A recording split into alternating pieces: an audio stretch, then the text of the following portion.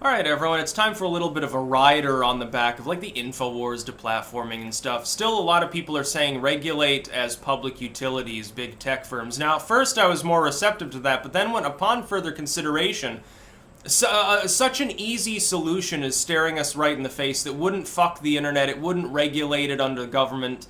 It wouldn't do what some people have been speculating that Amazon and some of these companies want to be turned into public utilities so they can keep making money and be backed by the government. Now, number one, that is not entirely true. Some people were invoking MySpace the other day. They're like, hey, well, Sticks, if MySpace had been turned into a public utility, it'd still be there and it'd still suck. No.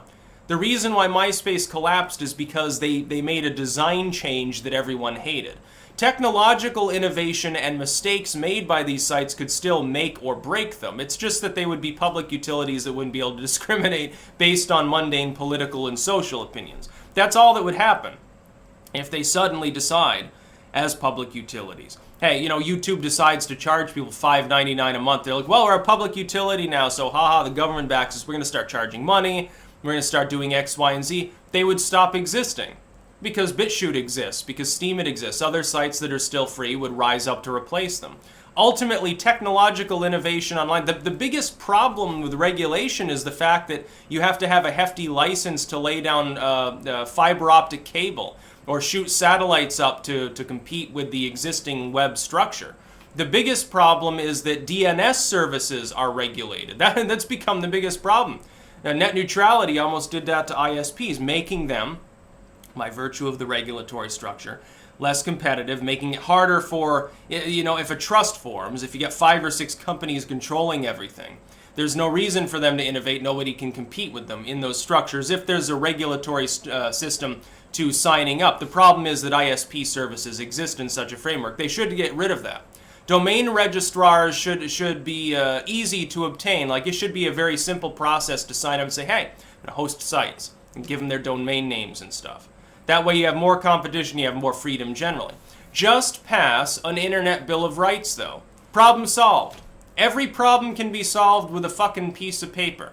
All you have to do is make it clear there are certain classes of websites and web services that must, of necessity, because they are now intrinsic to all human communication worldwide, for pragmatic purposes, because they have become the public square, they must have equal access for all U.S. citizens.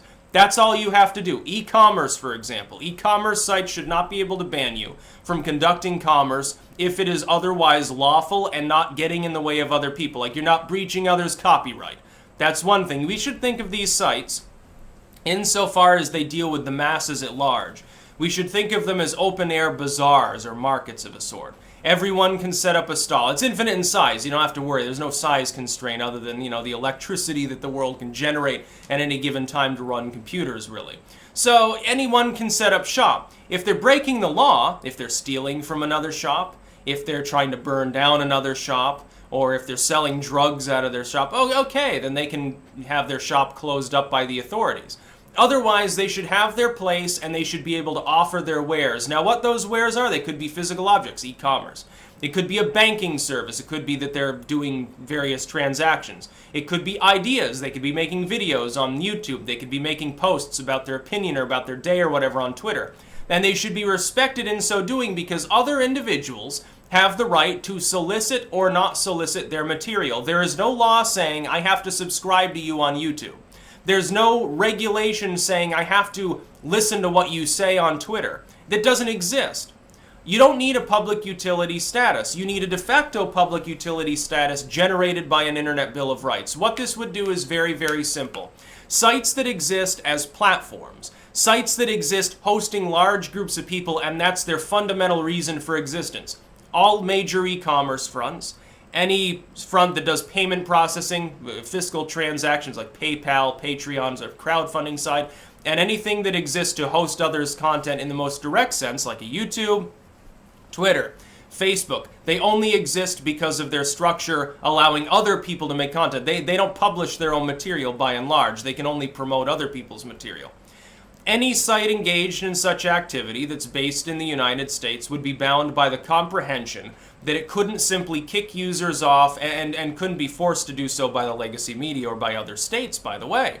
If it's based in the United States or does its most substantial business here, it must follow certain norms. It's restricted by the rudiments of the First and Fourth Amendments. It can't simply sell user data Facebook style.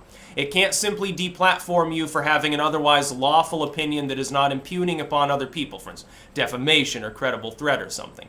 Problem solved. Internet's fine forever. No public utilities, no government-regulated monopolies, no worries about that. It's basically an extension of the concept, the better part of the concept of net neutrality.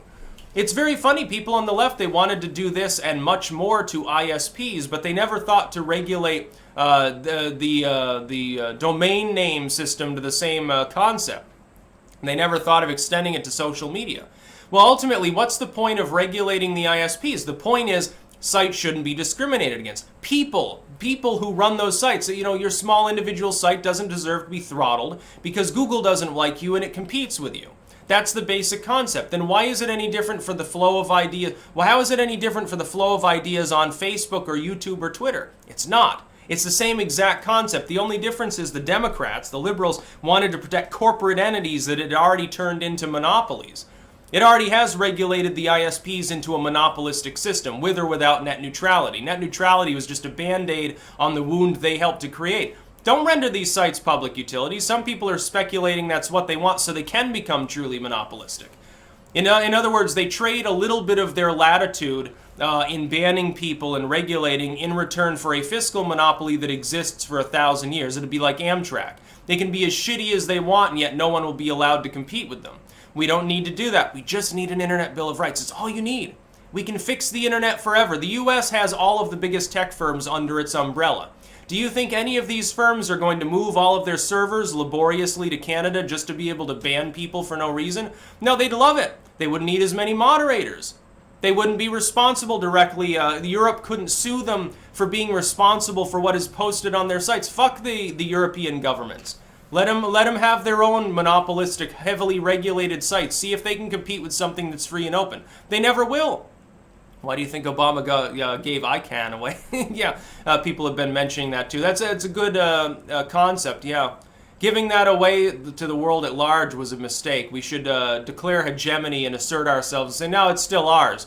Obama didn't have the latitude to give it away. We're recontracting them here. Ours, internet's ours, you're on it, you're basically, in a de facto sense, you're in the United States in the tech world.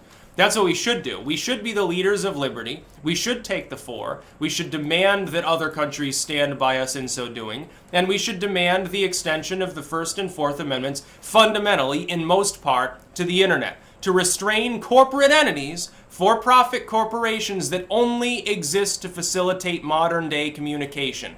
It's no different than if you said, hey, the paper company can't refuse to sell you paper because it doesn't like your political beliefs. It doesn't have the right to prevent you from obtaining the means to put out what you want to put out. You got a manual printing press at home, but nobody in the town will sell you ink. That printing press is not capable of facilitating communication. And the reason is political. And it's a bullshit opinion. And by the way, one more time, for people on the left, it's not just about what is legal, it's also about what is pragmatic and right. When I look at these sites deplatforming people, technically under our current understanding of the law, unfortunately, it is legal for them to do that. But it's not healthy for their sites. In fact, it just props up their competitors, so they will end up losing out in the long term. It's certainly not ethical, and it's certainly not constitutional in the sense that freedom goes beyond just, hey, this piece of paper guarantees the government can't screw you. The concept of free speech goes beyond the First Amendment. The First Amendment keeps the government off your back. The concept itself, philosophically, should keep everyone else off your back. You should be free to say as you wish, if it is not otherwise illegal to do so because it's causing some illegal secondary effect. You've a credible threat. You've terrorized someone. Incitement, you've caused somebody else to be harmed. Defamation, you're smearing someone, preventing them from maybe making money or having a good family life or something. You're proclaiming them to be something they're not. Copyright infringement, you've copied someone else's original work. It's not free speech. Otherwise, it should be totally allowed. Absolutely. That's about all. Peace out.